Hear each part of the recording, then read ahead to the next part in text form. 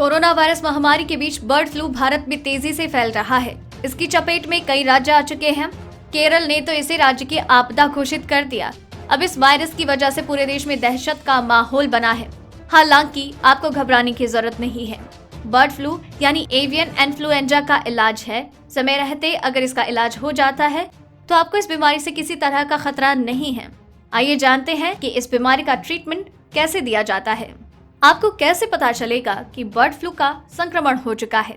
Bird flu होने पर आपको बुखार, बेचैनी, खांसी, गले में जलन, मांसपेशियों में दर्द, उल्टियाँ, डायरिया, सिर दर्द, जोड़ों में दर्द, थकान, नाक बहना, नींद न आना और आंखों में कंजक्टिवाइटिस जैसे लक्षण दिखाई दे सकते हैं। जरूरी नहीं है कि सारे लक्षण एक साथ दिखें, लेकिन इनमें से कुछ जरूर दिखाई दे सकते हैं।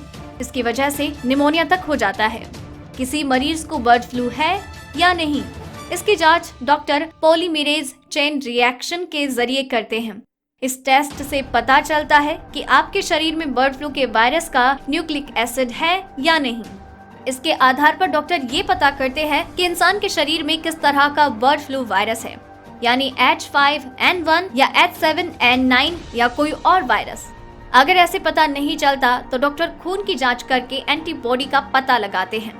अगर सही समय पर बर्ड फ्लू का इलाज नहीं होता तो आपको इस तरह की गंभीर समस्याएं हो सकती हैं।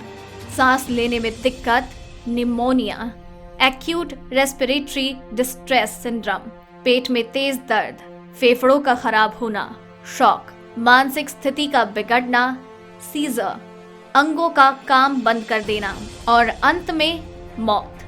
हालांकि इसकी वजह से लोगों की मौत कम होती है। ज्यादातर लोग इसके इलाज से ठीक हो जाते हैं। अगर इंसान को बर्ड फ्लू हो जाता है तो उसके लिए दुनिया भर में इलाज के तरीके मौजूद हैं। सबसे कॉमन इलाज का तरीका है एंटीवायरल ड्रग्स का इस्तेमाल।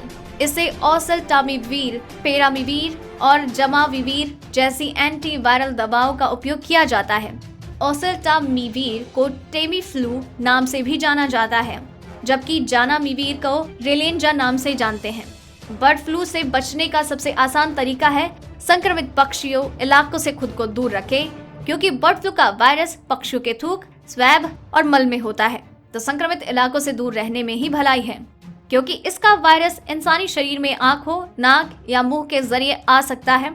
हवा के साथ ये वायरस तैरते रहते हैं। अगर बर्ड फ्लू फैलने के बाद भी आपको मुर्गी या अंडा खाने का मन है तो आपको उसे कायदे से पकाना होगा। अगर अच्छे से पोल्ट्री उत्पाद नहीं पकाए गए तो आपको बर्ड फ्लू के अलावा कई अन्य तरह की बीमारियां होने की आशंकाएं रहती हैं। जिस तरह से भारत में बर्ड फ्लू फैल रहा है, ऐसे में आपको चाहिए कि आप पोल्ट्री फार्म्स ना जाएं, उन राज्यों में ना जाएं जहां पर बर्ड फ्लू फैला हुआ है। बाहर से पका हुआ पोल्ट्री उत्पाद ना खाएं, साफ सफाई का पूरा ख्याल रखें। बर्ड फ्लू का सबसे ज्यादा खतरा किसे रहता है? बर्ड फ्लू होने का खतरा सबसे ज्यादा पोल्ट्री उत्पाद का व्यवसाय करने वाले लोगों, किसानों, संक्रमित इलाकों में आने जाने वाले लोगों, सही से नहीं पके मुर्गे या अंडा खाने वाले लोगों को, स्वास्थ्य कर्मी जो बर्ड फ्लू संक्रमित लोगों का इलाज कर रहे हैं और संक्रमित व्यक्ति के घर के सदस्यों को रहता है। इसलिए बर्ड फ्लू से सतर्क रहने की जरूरत है। अगर आपको ये रिपोर्ट पसंद आई तो इसे लाइक और शेयर करें। साथ ही अपने व्यूज हमें कमेंट करके जरूर बताएं। सब्सक्राइब करें हमारा चैनल ऐसी ही लेटेस्ट और इंटरेस्टिंग न्यूज के लिए।